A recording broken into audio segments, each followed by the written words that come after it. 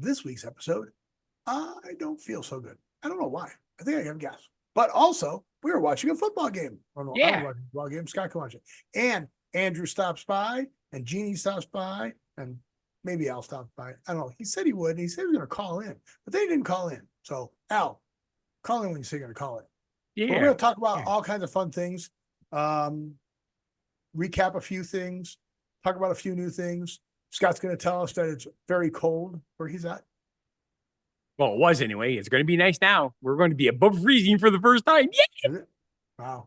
It was 60 degrees when I went golfing yesterday. So that was pretty good. If it was 60 degrees, I would have gone golfing too. So watch the show, enjoy the show, and let's rock this thing. We'll see in a little bit. It's time to unwind and leave your worries behind. If it's cold where you are, watch our show. At the end of our show, you'll still be cold, but you'll have at least watched our show. I'm Steve. And I'm Scott. And this is a tale of how bad life decisions led to a YouTube show, a podcast, and a live Twitch stream where we have some fun. And we're going to talk about what we've noticed is going on in the world today and pictures behind us. Yep, definitely. That's what we do. Scott's supposed to say, but before that, don't forget to like. But before that, don't forget the lights. I'm going to have to get used to doing this now because Steve's been doing it for 4 freaking years. It's only been 4 years. I thought it was longer than that, but okay. You don't want to change it up? It seems that way, Steve. You want me to keep it? And we can move things around. Fine. Apparently, we can't. Well, we can, but we shouldn't, or should we, but we can't. What? I'm giving you different options to work with, Steve, because you like that. No options. You've given me no options. Oh, Steve. Oh. You know, when you sign a contract with options, you know what that means, right? When I do to what to huh? When you sign a contract with options, you know what that means. No. What does it mean?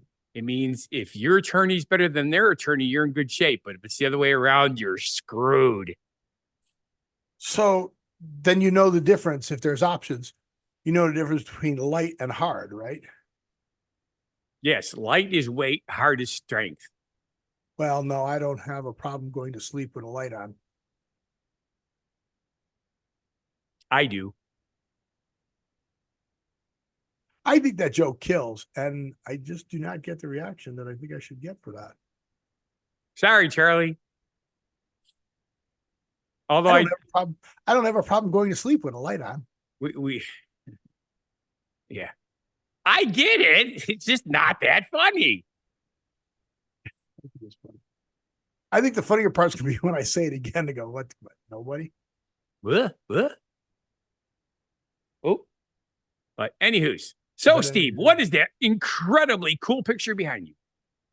It's my Christmas present. Got to go to see a Vegas Golden Knights hockey game. The biggest? Las Vegas Golden Knights. Oh, the Vegas Golden Knights. Yes, I understand that. No, you don't, but that's fine. Sure, I do. I thought they had a little itty bitty stadium, though. That looks pretty big. That's the Silver Knights. The Golden Knights are the NHL team. The Silver Knights are the AHL team. We may go to the Silver Knights for my daughter's birthday this coming weekend. Okay. Which will be the day that the YouTube show comes out. Saturday, right? Yeah. So basically, if you're a YouTube watcher and you're watching this on the day it comes out, Steve will be at the game with his daughter. Well, you'll release it in the morning at the game, not till the evening, but yeah, something like that. Cool. So that's the one sport thing that happened. The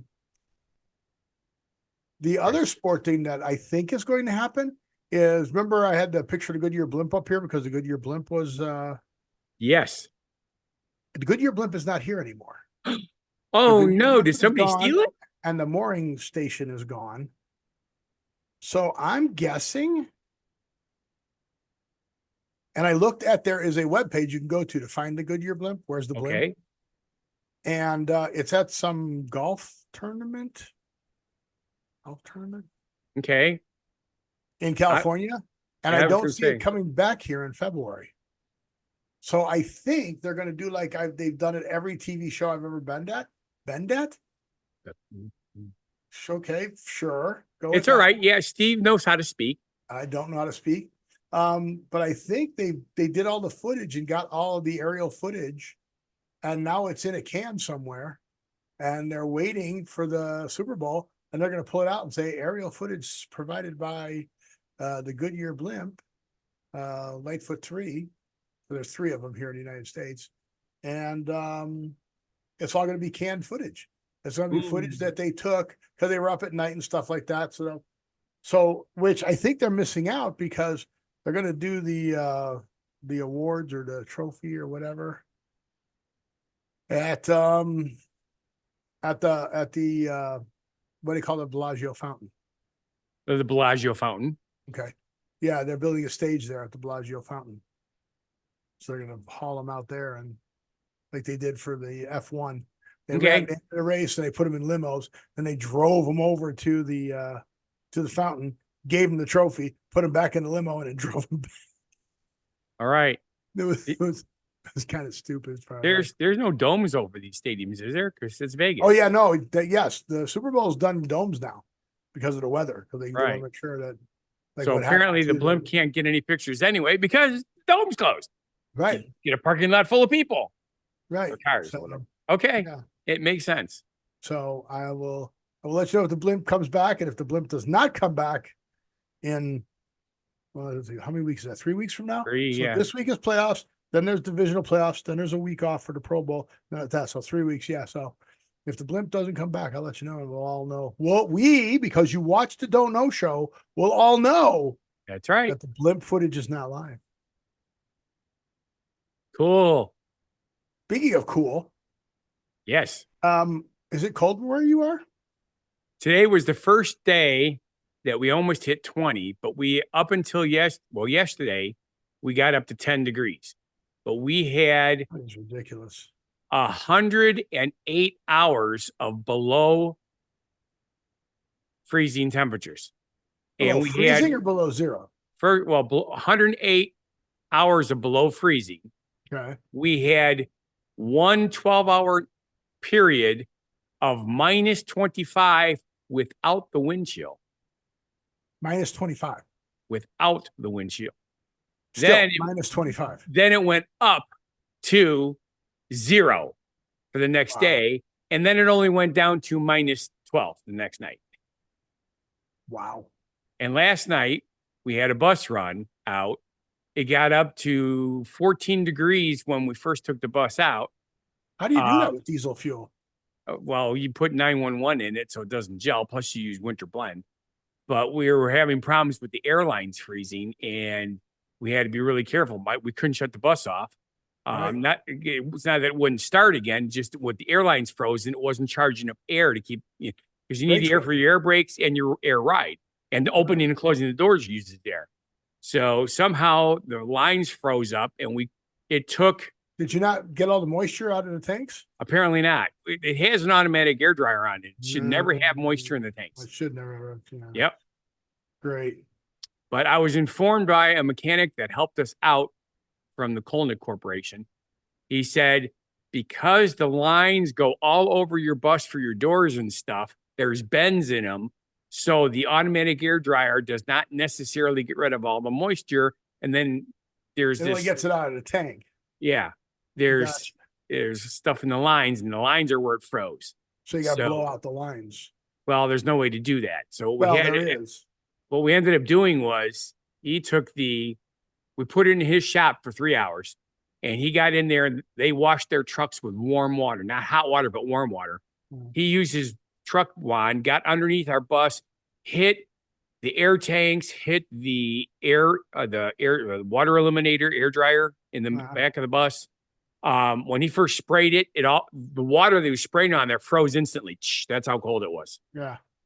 So he spent a half an hour spraying everything down. We left the bus inside for another 2 hours.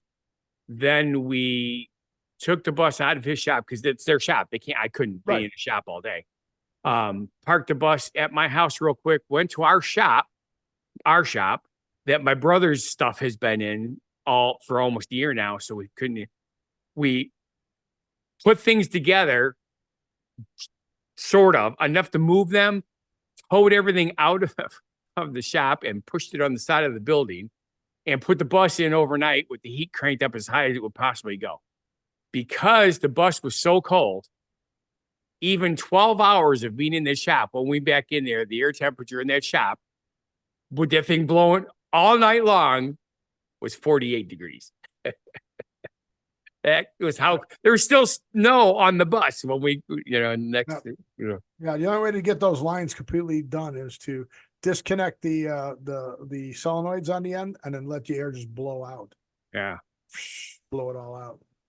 So, but it's got to be thawed at that point too. Yep. And we bought the airline air antifreeze. But it's just alcohol, but that freezes too. Well, what it's supposed to do is a certain temperature. It's right. Well, it's still right. But what it's supposed to do is bond with the water molecules to make them move through the system so you can blow them out of the system. Them out. Right. So a sealed system, it's not blowing out. Then according to the mechanic, he says, don't use alcohol in your system because it eats your O-rings on all your seals. O-rings, yeah, gaskets. And he said, you can't afford to have a gasket go out. It'll cost you hundreds of dollars to replace it because of the labor involved. Yeah, that's what it is. Yeah. But anywho's, and it was all because of this beautiful snow. We got, well, as you guys know from last week, we got between 12 and 14 inches of snow over 3 days. And it's just incredible. So that is really pretty, though. And that's what the road looks like going into Walmart? It's all icy and all that? This is clear compared to Walmart. Wow. Walmart, the stuff on Walmart. That looks like a piece of ice right there. Well, it is kind of, but the stuff at Walmart was 2 to 4 inches thick. Nice. Yep. Did they open it up as a hockey rink for the kids? No, but I'll tell you something. Remember I told you about the Walworth County scanner that I have on my phone now? On Facebook? Everybody was complaining about how bad it was. People saying, I got hit twice in the same day just trying to go down that thing because people can't stop, which is true. And, I go in there with my plow truck, 4-wheel drive plow truck, and I bounce all over the place. Yep. That is crazy. It is. Hey, Jeannie's here. Hi, Jeannie. Cool. I'm watching the football game, not watching the well, yeah. Kansas City scored, so they're winning again. Yeah. I wish I could. 20-17. So anyway, let's get to the actual shit. Well, this is the actual show, but the actual subject board, which I guess technically this is part of, but you know what I mean. So it was in town in Vegas every year in January, being your CES. Right. We talked about that last week. And you know what CES is, right? Consumer Electronics Show. Right. Well, you know what they came up with? Venereal disease. They came up with wireless power. Wireless power. Like lightning. Okay. So I was going to say they already have wireless power. So air is the best resistor, right? Otherwise, all those outlets you have over your house, the electricity would just be coming out of those outlets and zapping you. Okay. So that's a lot of power that lightning has to have to overcome that resistance. Okay. And we know it has a lot of power because if you get hit by it, you have a really good chance of being dead. But OSA? OSIA? OSSIA? OSI? I would say it's OSIA, but OSIA came up with wireless power. Again, why it's not new. I got one of those things that you could plug into the cigarette lighter of my bus, and people can put their phones on and just lay it on there, and it charges up the battery. No. It has to touch. That's not wireless. That's induction coil. This is literally wireless. Okay. So if somebody aims a laser beam at my house, it'll charge up all my appliances? Yeah, your batteries? car and everything. Let me see if I can get this to share.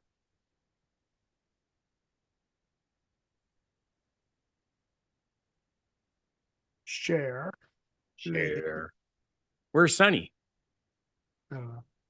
In a world where you never have to think about charging your devices. No more plugging chargers into a wall socket. No more replacing batteries. This is the true meaning of wireless power. Imagine a day when your phone will start charging as soon as you step into your home.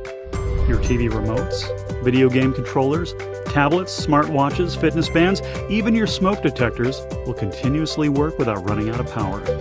Imagine walking into your favorite coffee shop, an airport, your office, even a train, and your phone starts charging. With Coda technology by Osia, it's here. Your phone and other devices will automatically charge in your hand, pocket, purse, on your coffee table, wherever. So what is Coda? Coda is effortless. A Coda charger can power a household or office environment similar to the way Wi-Fi works. No plugs, no cables, no hassles. Coda is safe. It uses the same frequency as Wi-Fi and Bluetooth, powering devices continuously while avoiding you and all other obstructing objects. Coda is intuitive. It automatically charges all devices to full capacity, and it decides what needs more power when. Coda is clean. It only delivers power when something needs power, unlike conventional wall chargers that are constantly drawing current.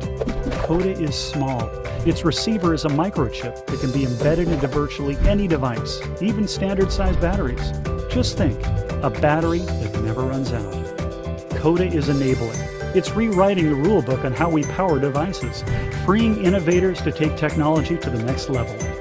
With the growing number of electronic connected devices demanding power to operate, we have truly become a power-hungry society. It's time to rethink the way we utilize power and protect our environment. I saw a better With Coda by Osia. Osia. It's hard Yeah. to say it. Where the hell is the? Oh, they had a better video with an actual demonstration of a light bulb turning on. Well, a lamp turning on. Okay. I don't have that video. I'll tell you something. If this works, it's game changer. But you hear the funny part? It avoids you. Yes. Did you catch that? Yep. It doesn't cook you. How is it going to avoid you? Yeah. I mean, Wi-Fi goes through you. Cell phone goes through you. Yeah, I think avoid was a poor choice of words, because I'm sure if they're saying it works the same way, it just doesn't affect you, is what they should have said. Yeah, but you see how it made it like the wire, when you had it connected, you put it behind your head, the wave bounced a different way. Yeah. Like no, yeah. Yeah, right. Because then you'd have to have sensors all over the place directing it. Yeah, I mean, avoid the human. But still, again, if it works, it's a game changer. Yeah, that's pretty cool. So let's see if battery powered as follows. Surfaces in the room and converge upon the receiver at a power level of up to 1 watt. This process is repeated 100 times per second to track moving receivers. Coda transmits power to mobile, wearable, and IoT devices with a user experience equivalent to mobile data, like Wi-Fi. IoT. A user simply moves around in the Coda environment while receiving power automatically. Coda transmits over room-sized distances. As soon as they walk in the distances, bus, they start charging. No having to put it on the. tracks and follows moving receivers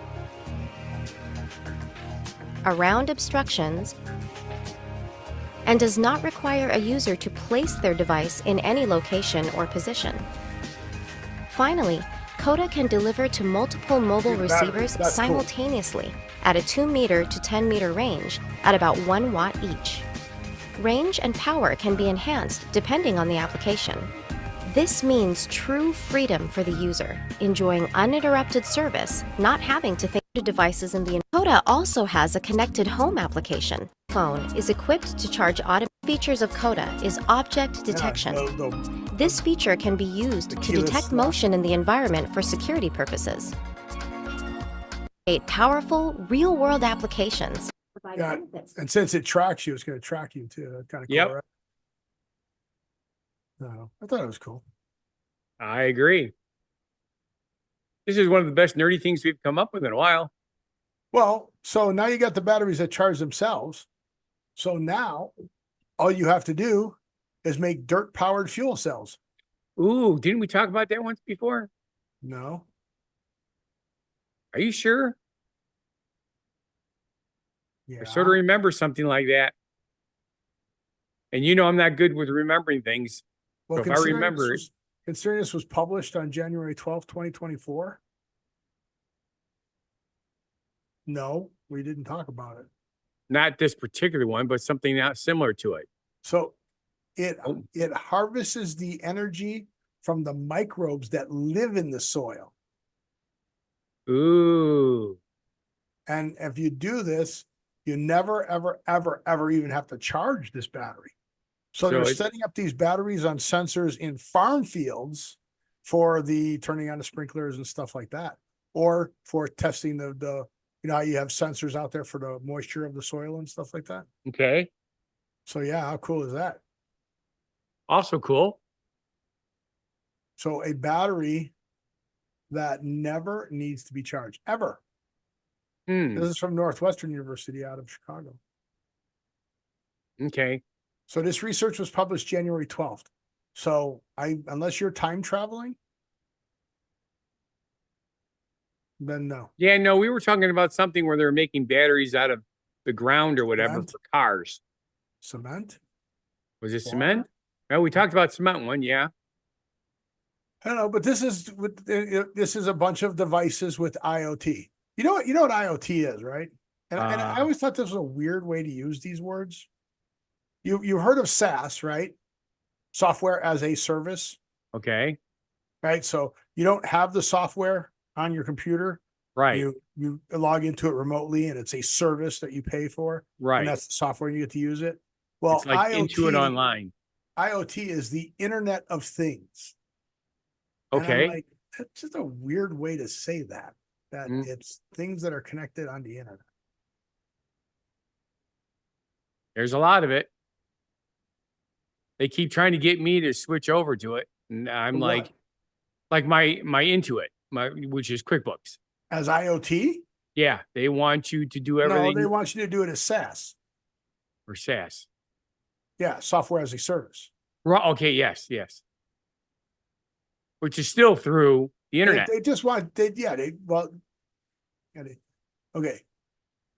Well, never mind. Uh-huh. Let's just move on. Sounds like a good plan, Steve. I'm not in the mood to I don't know. Oh, yeah, you're tired, Steve. You're tired I'm not, and you are. That's unusual. It's usually the other way around. I'm just tired of you. I'm going to tell Peggy on you. So, how do you make small things in a 3D printer? Yeah, you just program it in.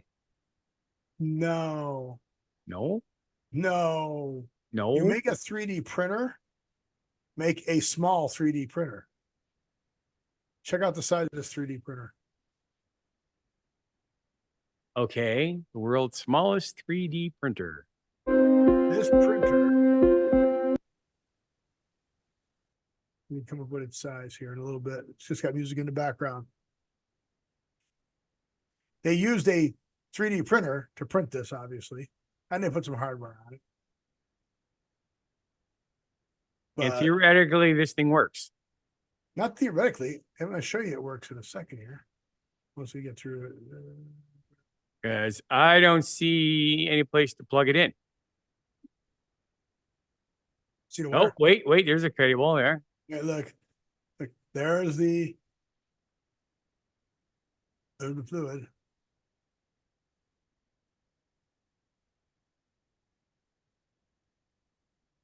Yeah, how fast it's going down.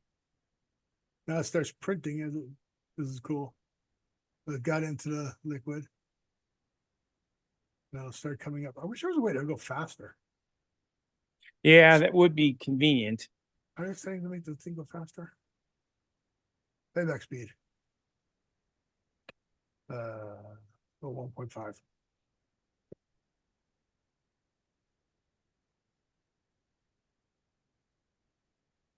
No, not fast enough. Let's go 2. Oh, look at it go. Zoom.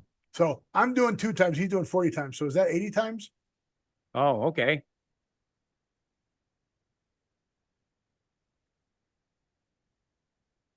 So what is it making? I forgot. I think a teddy bear.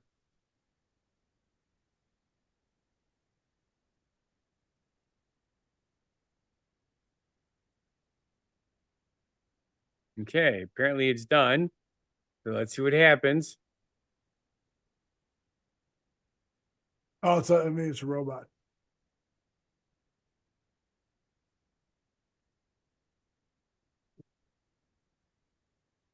Okay. Come on.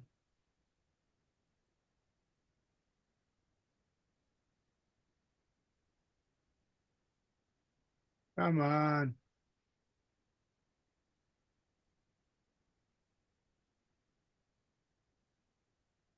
So he takes the screwdriver, takes the head off. With the tweezers. There it is. Made a robot. Danger, warning, Will Robinson. Cool though, right? Sure. So you print little things. That's somebody that has way too much time on their hands. Right. What cool. Yeah. After cleaning, there it is. There's a robot. So technology, pretty cool, huh? Oh yeah, I've always been a tech LED guy. light down there. I just since I obviously have to work so much, I don't get to keep up on it, so I'm way behind. Bummers. Okay, that was cool. What else you got, Steve? Well, you wouldn't tell me, so I had to put it's my turn. To have. Well, I had two interesting things happen this weekend besides working my ass off like normal. We had Chinese food, and I got a fortune cookie, and I got a fortune that I found kind of interesting because normally we don't talk about this on our show. My fortune says you are interested in public service and would make an outstanding statesman, so I should run for office. What do you think? Didn't I try to do that once? You did. I don't know if anybody voted for me, but yeah, I voted for myself just because. Did you? Yeah. There was absolutely zero person that I would vote for on either party at the time for this particular position. So I just voted for me. None of the above. You did a write-in? Yep, I did a write-in. Did you do an official write-in? Have a box and put an X inside the box so that the 2 lines intersect. They actually had a box set up with an empty line. You just had to check it and write the name. Oh, and you had to put the X inside the box, right? Yes. Crazy. So, yeah, I did that. But the other thing is, because of how cold it was this week, so I guess I said the weekend, but this. Oh, wait a minute. So the fortune was the interesting thing. That was one of them. I told you that I had 2 things. Yeah, 2. Yeah. So okay. The other thing is something. So would you say that fortune was predicting the past instead of the future? Since you already ran? Yeah, that's kind of interesting. Except, it was just. So did it tell your fortune? Hey, what do you call a fat psychic? Oh. A fortune teller. Oh, fortune. I see. Got it. Yeah. So is that? So I'm just sure, Steve. We'll go with that one just for you. A lot of gas today. That's okay. But the other thing is, it was so freaking cold this week. How cold was it? Well, we talked about that. It was sub-zero temperatures. So okay, if you're not going to go along with the joke, then fine. I had this desire. It was so cold. It was so cold, Steve. What? Well, this is where you tell. I don't remember. Do you not know the oldest joke in the world and the format behind it? I do not, because I'm not old enough to know that. Do you know the oldest joke in the world, Steve? That's what I thought. You don't know it either. But anywho's, I had this desire to cook, so I started cooking things again. I didn't do a show because I still don't have anybody run the cameras. And I got to the point where I can't handle not having decent video for the show. If I'm going to do it, I want it done right. So doing it by myself, the whole thing just isn't working. So, and I can't get anybody who's available during the week. And on weekends, I'm not available. So it kind of sucks. But anywho's, tonight, to culminate my cooking spree, I made Susie's favorite dessert. I made her Black Russian goop cake. You remember that one? No. It's on my show. Fun Guy the Entertainer cooks for you. Black Russian goop cake. Look it up. It is goop cake, but incredible. I mean, I remember you did it, but I don't remember. That's for all practical purposes. It is a bun cake filled with alcohol. And I do mean filled. It is, even if you don't put the goop on the cake is so strong, you can't, well, the cake you can eat. If you don't put the goop on it, you can drive afterwards. But if you put the goop on it, take a break before you drive. It's that strong. It's got vodka, Kahlua, and brandy in it. And the alcohol doesn't completely cook off, I take it.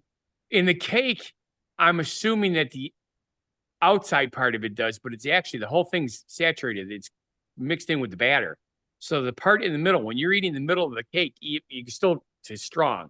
However, the goop, which is what you put on the outside, is brandy, Kahlua, condensed milk, and Cool Whip. That's it. And of course, you're not cooking it. You just whip it up, you pour it over the top, and when you eat it, so it's straight alcohol and Cool Whip for all practical purposes. You goop it up. You like whip it with the Cool Whip, or you just fold it into the Cool Whip? No, you whip it. You turn it into a liquid. So the whole thing is smooth as a milkshake. Gotcha. Huh. It is. Now, you know, I very rarely drink, although I have gotten to the point now that my taste buds have matured enough that I can drink a good quality drink in a small quantity and appreciate it. Like, you know, so I had the goop on my cake for a change. Normally I just put part of sugar on mine because there's enough in the cake, but I wanted to try it. But I like, wow, this is pretty freaking strong. And Susie goes, it's really good. Awesome. Yep. You have to make that more often than once a month. Well, I do realize that I have like 5 cans of condensed milk under the counter, so that need to use up. So yeah, I'm probably going to do it more often. Nice. So I don't know if this is the oldest joke, but 1600 BC. Oh. Okay. Okay. There's a gag about pharaohs. How do you entertain a bored pharaoh?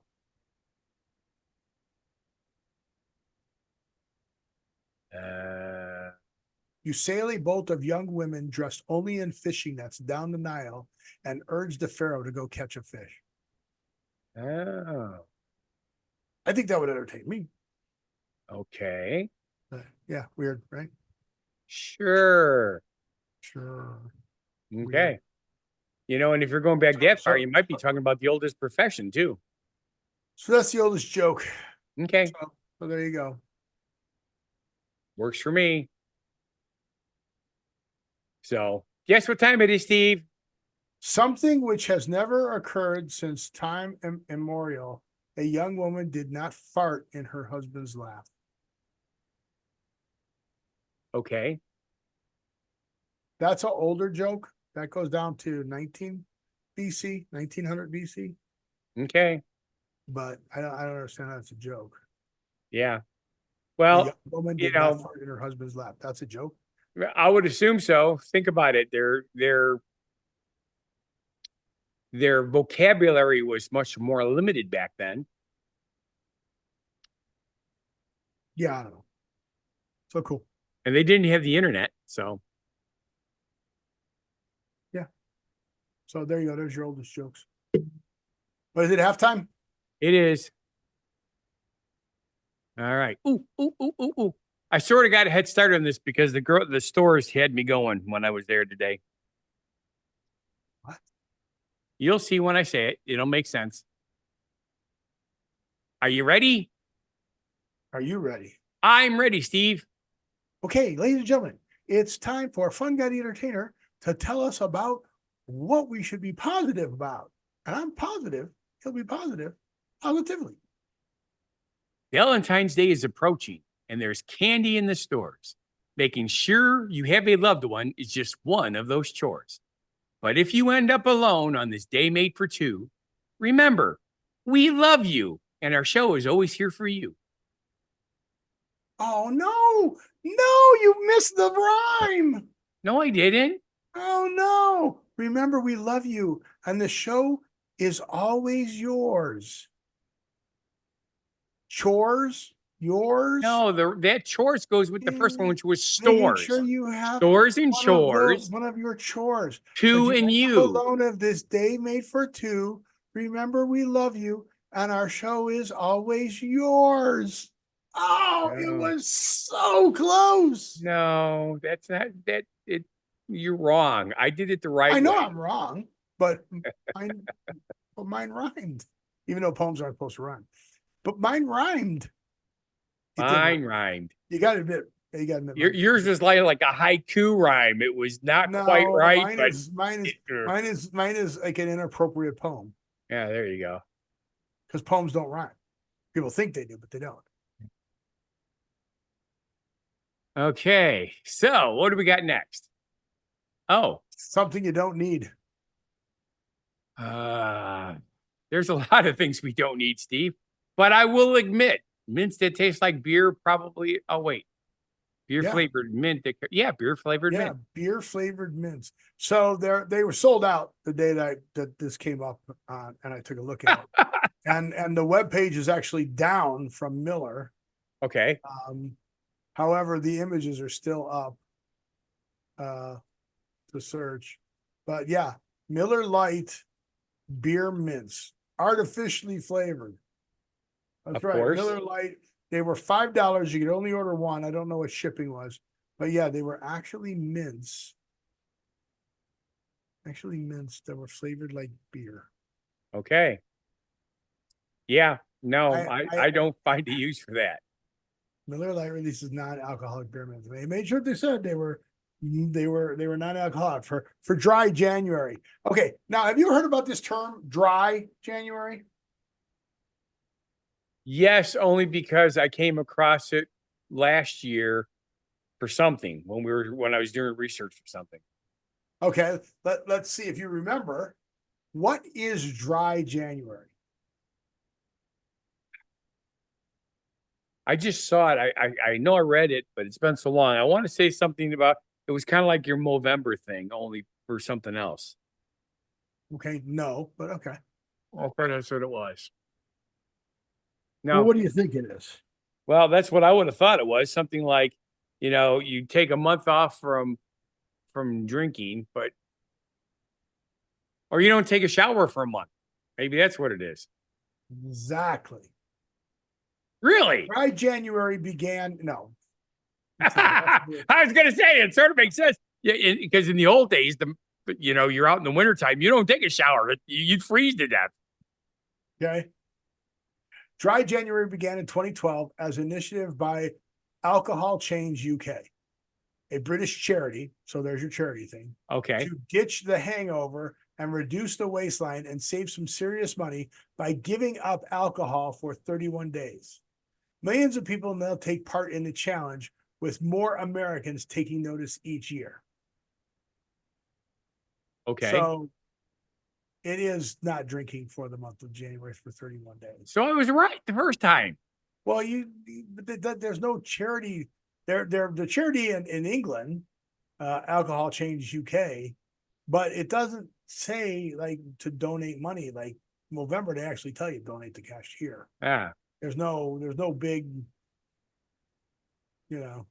Sure. So there's certain questions. It's like, what is So the hardest basically, day? what you're telling me is that I am bucking the trend because now in January, I'm actually drinking alcohol, which I don't normally do. You're ruining it. Oh my goodness. It's all my fault. I ruined it.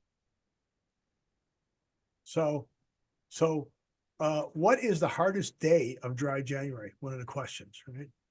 Most people who commit to dry January don't stay totally dry. The first Friday, also known as common first fall day, and Fridays in general, had nearly twice as many drinkers as any other day of the week. I would have thought Saturday. Friday night, baby. Saturday's the big day at all the bars. Yeah, well, Friday first Friday. Okay. Okay, another question. Does my beer belly go away when you stop drinking? Causes gastric alcoholic gastritis, inflammation of stomach lining, bloating can disappear in under 2 weeks. Okay. Will dry January help my liver? And I'm going to die. Dr. Chapman points out doing so October or dry January can help with improving your liver and overall health. It makes people think about their alcohol use and other health implications. Okay. Does alcohol make your face look puffy? There's weird questions. Do alcoholics have distended stomachs? Will my liver heal if I quit drinking? What is the best drink to repair your liver? There you go. What's the best drink to repair your liver? Water. What can alcohol do to your armpits? Well, you do. And then it says when you perspire, alcohol. It does smell different if you're perspiring beer. No, it says rubbing alcohol can help kill odor-causing bacteria. A person can apply rubbing alcohol under their armpits to help eliminate body odors. However, they should avoid applying the rubbing alcohol soon after shaving, as this will cause stinging. I think it'll also cause screaming and yelling. Yeah. And not the oh my God kind of screaming. Yeah. So that's funny. So that's dry January. Okay, cool. Learned something new today. Okay, I hid this one from you. What? The next show subject. Okay. The show subject is pole to pole. Pole to pole. Okay. All right, Scott, what is the story about? I could think of a couple things. It's a line from a Nazareth song. It is? Yeah. Really? And what does it mean in that? I don't know. I wasn't a huge Nazareth thing, but it was playing at a strip club, and they were working the pole. So I had to go in because obviously, as I'm a DJ, I had to go and ask. I go like, who is this? They go Nazareth. I go, okay. This imaginary line that passes through the North Pole and South Pole is known as the axis. The Earth's axis tilts an angle of 23.4 degrees. Yeah. Pole to pole, song and lyrics by Nazareth. Well, it basically means all over the world. That much I know because that's for a lot of things. Where's the lyrics? I don't see the lyrics. It said, and I quote, song and lyrics, and then it doesn't say. Hold on. Lyrics.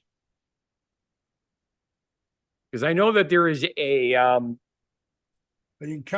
travel group that swim, man in doubt, calls themselves something like the pole to pole group because they travel all over the world. If I go up, come down, I come down. Answer in the riddle. God help me keep center ground. Going from pole to pole, and I can't get back. Going from pole to pole.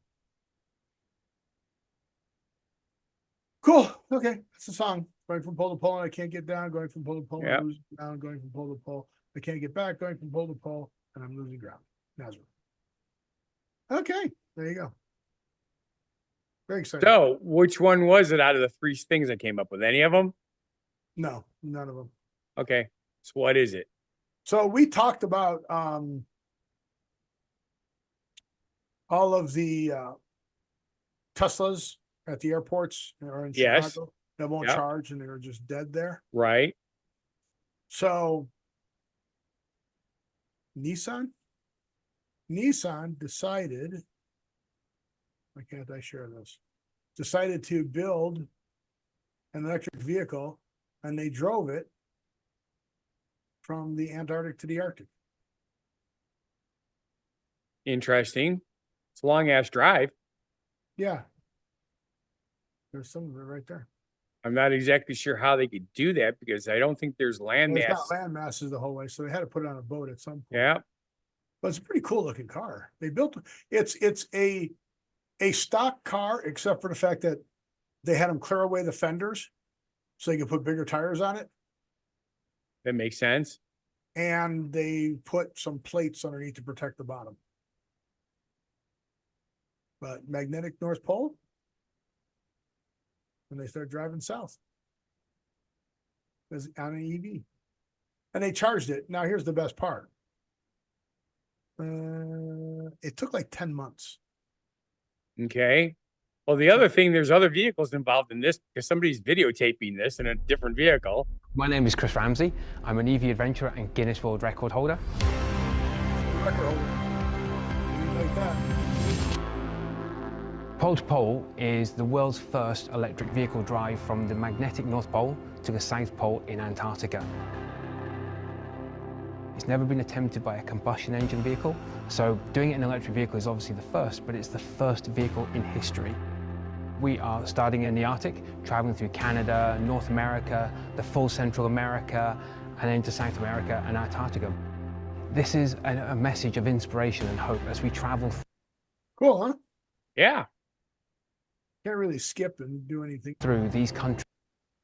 Kind of sucks, but yeah. Kind of a cool looking vehicle. Yeah. The bigger tires on it, the bigger fenders. And that's not working. They put some cool stuff in there. They gave him a coffee maker. Yeah. I was going to say, because, you know, it's not like there's a grocery store anywhere out there. No restaurants. I thought that was cool. So I was a Guinness record. You like records, so. Yep. You spin me round and round like a. All right, what else we got? We did that. We did that. Ooh, is it? Oh, you have more solar stuff. Solar power truck. Yes. So an altitude record. Okay. So what is the problem with combustion engines at altitude? The higher you get, the less oxygen. You don't get a good burn. Right. So you would think that an EV would go higher, right? But when in actuality, it reached 21,325 feet above sea level. Okay. The combustion engine actually went higher. Interesting. The highest active volcano, well, a Porsche 911 with a portal axle recently set an altitude record. So a Porsche 911 actually went higher.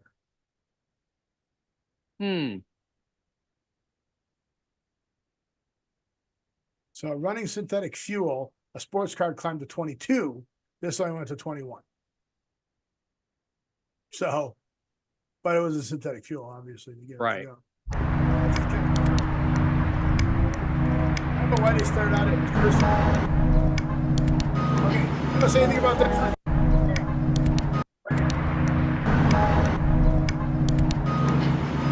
Are they in Texas at a port? Or are they in? The music's too loud. I barely hear you. So are they in Texas? There's Texas, but then that looks like a Mexican port. Yep. So is that maybe a port on the coast of Mexico and Texas? Could be. But see how the car came together? That's funny. It came in parts in a container, and then they had to put it together. Yeah. Cool. They put it together and they drove. It's pretty cool. It's a volcano. They climbed it. It kind of looks cool the way that it pivots like that. It only takes money, Steve. There it is. It's stuck. Can't go anywhere.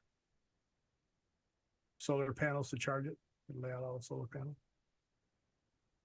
So that's kind of cool.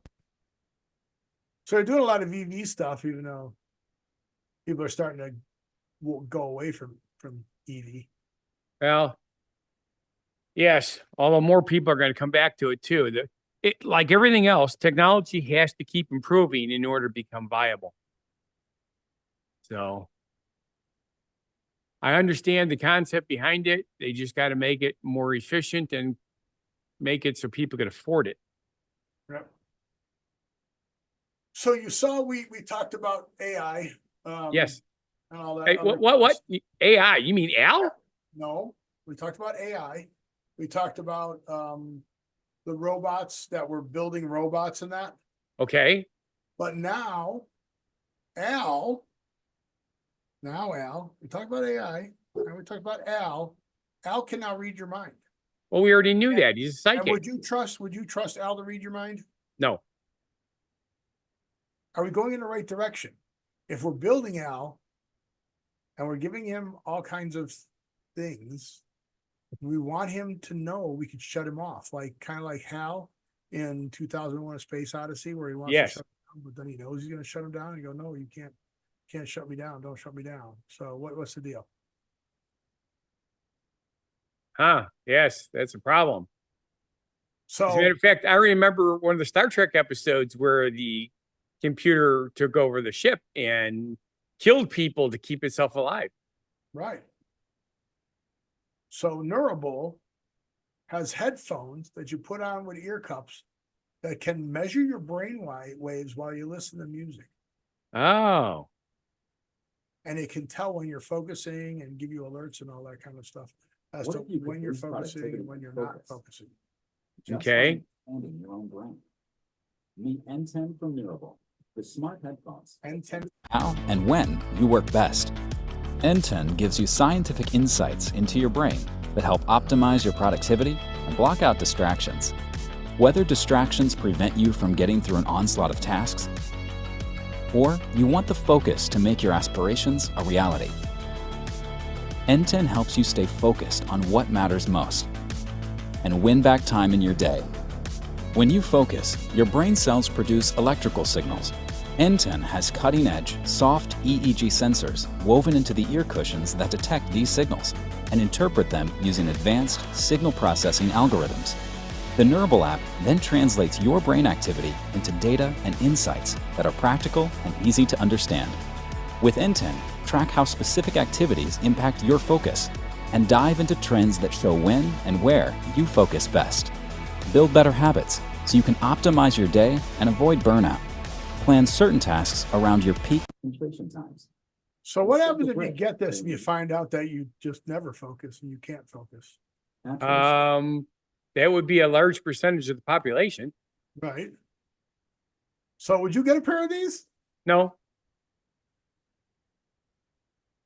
Do you think it would really help people? All right. Everything we create is a type of tool to help theoretically make things easier for us. However, not all tools help us. Like smartphones have made certain things harder for people. You ask a kid to handwrite something, they have no clue how to do it. It might not be the end of the world, but if your phone dies, or again, the world goes to hell, somebody blows up a couple EMPs and computers, the internet, nothing works anymore, you can't freaking communicate if you can't write. So how much do you think they cost? $300. Oh, they don't have it by so you can only back Neurable. You can't buy them yet. So it's it's closed, but you could do. You had to have $231,000 by 1,094 backers. Oh, now they raised that, so I'd have to divide that out to see what people put in. So it doesn't say yet. There's a prototype apparently. There's no production yet. All right. Well, again, some of the stuff we've been watching is the same concept. It's still a prototype. Warranty, 90-day money back guarantee. Work smarter. They have this, but I don't see a price. They're doing a good job of hyping it, but they don't have a price yet. No price. Sorry. Okay. Can't get them yet. Just the way it is. This is a bummer. So, what do you want to talk about now? Well, let's see. How much time do we got left? We have about 10 minutes. So, well, hey, wait a minute. Wait a minute. How is Mars going to Chicago? Are you talking about Mars, the candy bar company? Yeah, stop this. Why is this not stopping? Stop. Stop. Stop. It won't stop. All right, hang on. There is. While you're trying to stop, there's Goobers. Hey, Goobers. Because we have a lot of people watching today. So now they get to see Goobers. Goobers. He's my bunny that lives in my studio. Who makes Goobers? Goobers and Raisinets. Goobers and Raisinets. Makes Nestle, right? You can't say it. It still irritates me that they took the S off because I grew up Nestles. Nestle's makes the very best chocolate. Goobers. Now it's just Nestle, no S. That's Nestle. just rude. Next to be Nestle. It is Nestle. It is Nestle. He makes Goobers. All right. There you go. See, there are some things I can remember. But I know what I had for lunch you today. said you wanted to talk about Mars going to Chicago. That's what it says. Mars going to Chicago. That's not right. SpaceX and all those guys are going to Mars. So how can Mars be coming to Chicago? It'll make the trip a lot easier. Well, yeah, if it came to us. Well, actually, not necessarily, because if Mars got closer to us, then we'd all die. You would? Well, sure, because it'd screw up the gravity would be all screwed up, tides would be all screwed up. We'd all die. Yep. So Mars is going to invest money, and they're going to spend $42 million for a snacking R&D hub. Just an R&D hub. Now, Okay. And they're going to do it on Goose Island, the Goose Island campus. That's like almost downtown Chicago. That's pretty far in there, dude. And all they're going to do is research snacks. Yeah, I guess, to find better snacks or snacks. But they're going to have a 44,000 square foot facility. So my guess with the Mars Candy Corporation was actually correct. Dedicated to chocolate and nut testing. Okay. Research and innovation.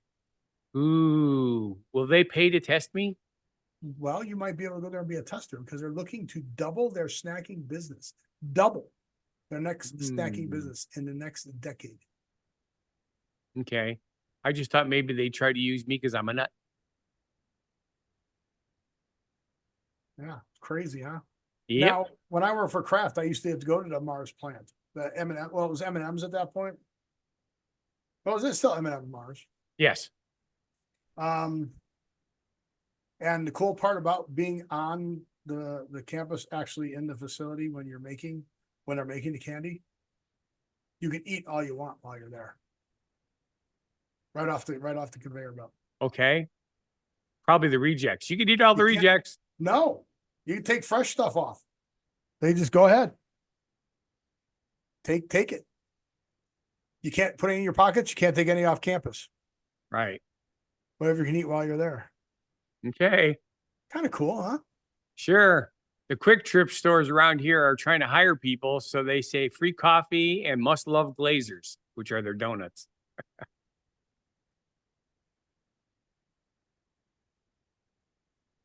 Was that just a random thought? We're just yes, because it goes along with getting free candy off the thing while you're working. It's a perk, right? So the perk was with the Quick Trip. That's what their perk is. You get free coffee.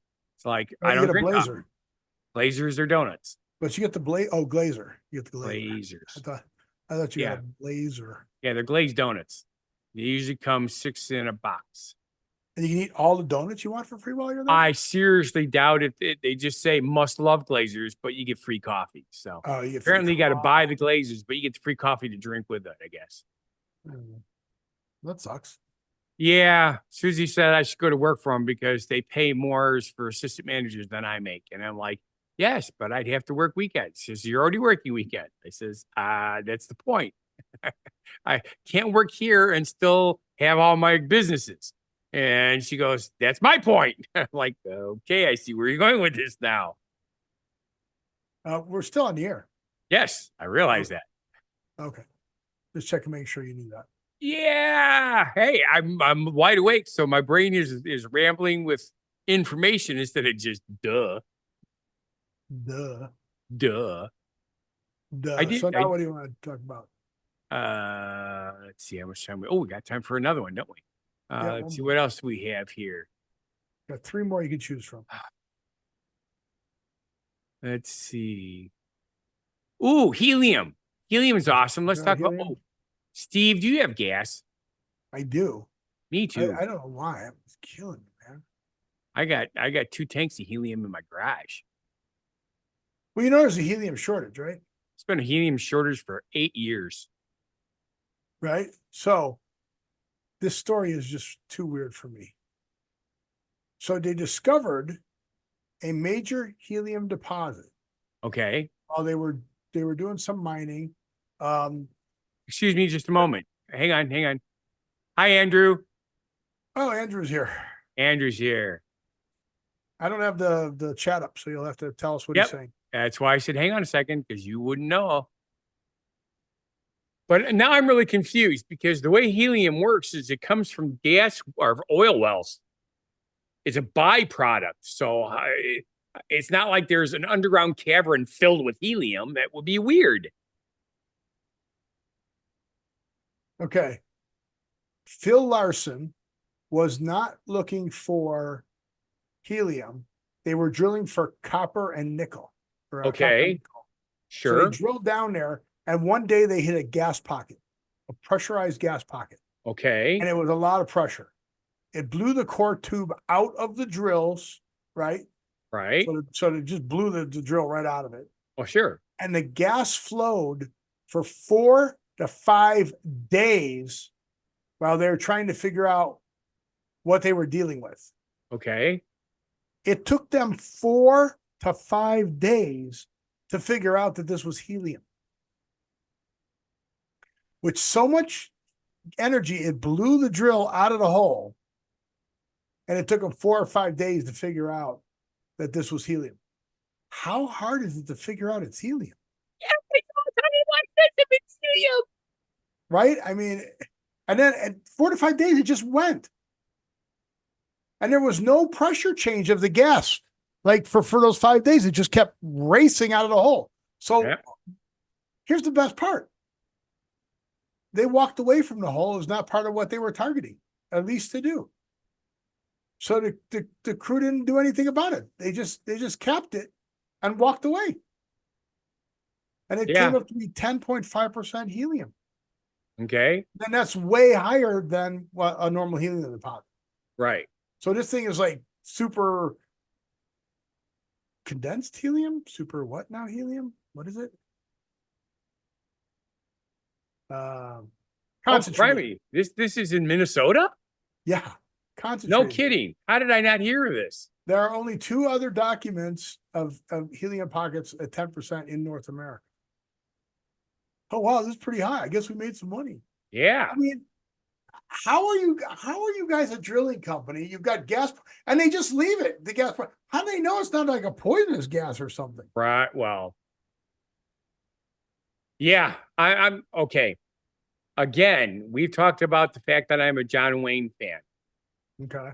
He did a movie. Having a brain fart. I know it. The name of it. He puts out oil well fires and stuff like that. And helium comes out of those wells. Poison comes out of those wells. Even acid could come out of those wells. So, everything, even the poison gas, is sellable. Makes no freaking sense because these are businesses in business to make money. You don't make money by not selling what you have. Yeah. Well, he wasn't he the guy who who blew out the fire Yes. with the dynamite. He'd put it on the end of a crane, and he'd drive the dynamite into the center. That is correct. It's a true story too, though. The company existed. You know, you mean the movie Hellfighters? That's it, Hellfighters. Hellfighters is a 1968 American adventure film directed by Andrew McLaughlin, Laglin, and starring John Wayne, Catherine Ross, Jim Hutton, and Vera Miles. Yes. The movie depicts a group of oil well fighters and is based loosely on the life of Red Adair. Right. A real person. Red Yep. Adair. So, but obviously Hollywood, to make things interesting, they make things interesting. So, but the company did exist still does exist. They put out oil fires. That's what they do. Red Adair and the Daredevils. Cool. That's Hellfighters. All right. I'm having a rough. Yeah. Well, we are there now, so we can wrap up the show. Talk about our week of the word. Sure. I like that though. Our week of the word. We do a word for all week. So I've been here. You been to Troubadour? Yeah. Okay. It's not really a place though. Yes, it is. Well, the Troubadour is one of the best rock and roll clubs in West Hollywood, California. Oh, I'm not the only one who thinks that. The Rolling Stones actually said that. Named one of the best rock clubs by Rolling Stone, probably the magazine, and located in West Hollywood, California. The legendary Troubadour is an all-ages venue and premier music. Which would make sense because the word troubadour is derived from an old Occitan word. Occitan? Wow. Meaning to compose. Sound Collective, Young Guns Silver Fox, Alt Bloom Willow Steffens, Victor Wooten, Wolves of Glendale sold out on Friday the 26th. The Dream Syndicate will be there on Saturday. School of Rock Venice will be there on the 28th. Ooh. A private event on the 30th. I'll tell you something. I still like School of Rock. I've seen it like 10 times. It is a good movie. But anyway, in modern context, Troubadour still refers to the songmeisters of the Middle Ages, but it has been extended to cover contemporary poet musicians as well. Yeah, but the Troubadour is still going strong, man. There's very few nights that they are closed. Gotta love it. It's like every once in a while, as you know, we're always thinking about new stuff. But I've come to the conclusion that since my wife wants us to retire, I can't keep thinking about investing in new stuff to make more money because she doesn't want me to keep working. It's like, oh, crap. Well, retiring doesn't mean to stop working. Well, yeah, we can't. I mean, it's unless something major happens, you can't live on Social Security. You just can't. I mean, we have assets, so it's not like you're going to like be broke, but the thing is, when you're not working, you have a tendency to spend more money because you've got time and you're trying to do stuff. When you're working all the time, you still, you don't spend it. Sounds weird, but it's the way it is. You need to have discipline. Yes, that's the correct word, discipline. And of course, nowadays you can't discipline anybody or you get in trouble. Really? I thought you could still do that, and they have clubs for that too. Yeah. Yeah, but you pay for that. Yeah. I would assume so. I've never been to one because I'm not into that. Why not? I was hired to do a swingers dance, which was kind of interesting. It's a DJ. So cool. Yeah, I was kind of surprised at the music they wanted to hear. It wasn't what I expected.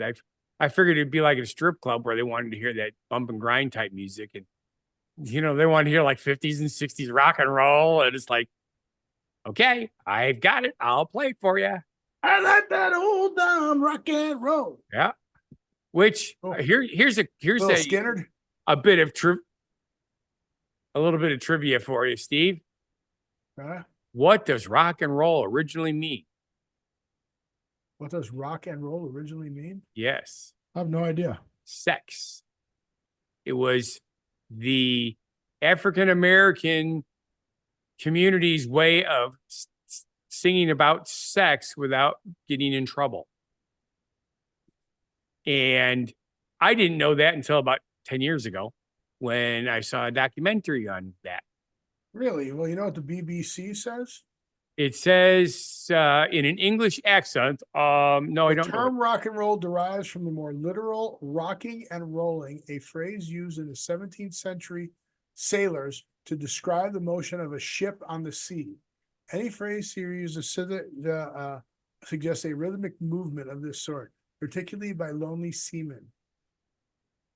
Yep, that's where it goes to the sex thing, rocking and rolling. The term had become popular metaphor for either dancing, so metaphor, dancing or sex. So it became that, but the original was from the ship. So you're wrong. We were both wrong. We were both right. So according to the internet, which if you remember. Oh, yes. Everything on the internet's real. Abraham Lincoln said that. Yes, he did. Okay. Thank goodness. All right, folks. The good news is it's time for Steve to say his famous line. It's not famous, but I want to say thank you for watching. If you feel our show is not a bad life decision, and please subscribe, like, watch our other shows and channels. Go down to whathappened.world. Check in. Scott's had some more stuff that he posted. Did I post? I don't know if I posted or not. I've been bad at posting. You had something that said that I was with you, and I was very confused about that. Oh yeah, you were with me somewhere because I put you. Oh, there's a bacon place that opened up in Florida. Oh, that's what it was. Yes, something. I forget what it was called. Yeah. But yeah, I'm like, really? This is what we've come to? Bacon Bitch. Yep, Bacon Bitch. Right. It's the name of a brunch place. Yeah. And there's multiple ones in Florida. So kind of weird. And you can get your Bacon Bitch t-shirts there. Exactly. I like Bacon Bitch. Yeah, that's a restaurant. So I want you to live every day, and we'll see you on the next show. Bye, Andrew. Be genuinely positive, live and love life, and have a good one. Bye, Thanks, Jeannie. everybody, for being here. Crazy, and just